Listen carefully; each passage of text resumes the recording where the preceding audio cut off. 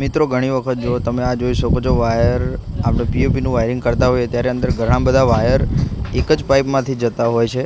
ત્યારે આજે જો આ બીજા વાયરને જવામાં તકલીફ પડે છે અને વચ્ચે પાઇપ બ્રેક થઈ ગઈ હોય તો ઘણી જગ્યાએ એ પ્રોબ્લેમ આવતો હોય છે. આજે આપણી જોડે પણ એ થયું છે. જો આ વાયર જતો નથી, વાયર બ્રેક થઈ ગયો છે, પાઇપ બ્રેક થઈ ગઈ છે સોરી.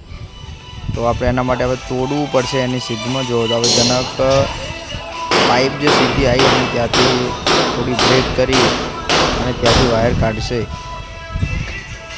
અને ત્યાંથી સ્પ્રિંગ નાખી અને બોર્ડ સુધી લઈ જઈશું આપણે. તો ઘણીવાર આવો પ્રોબ્લેમ થતો હોય છે, તમારે પણ ધ્યાન રાખવું. હવે એ સીધું માપ લઈ અને આપણે તોડવું પડશે. તોડ્યા બાદ આપણે વાયર કાઢવા પડશે અને ત્યારબાદ એને વ્યવસ્થિત રીતે પેકિંગ મૂકી અને પેક કરી આપવું પડશે. એ જગ્યાએ બેન્ડ આવશે અને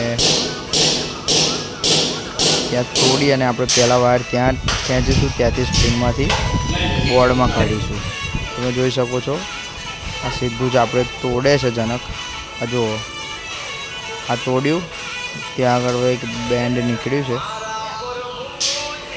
જો પહેલાં એને તોડવા માટે વચ્ચે નડે છે તો ખોલી લઈશું.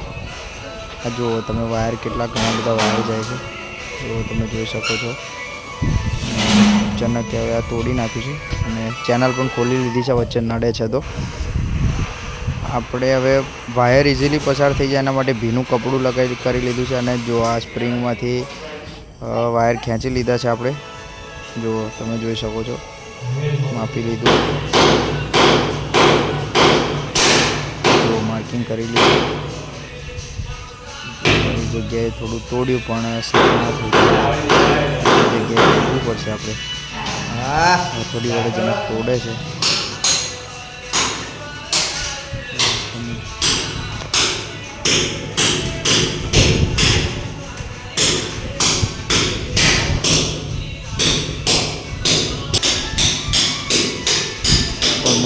તૂટી ગયું છે. હવે ગોવિંદભાઈ પાણી પીએ. જો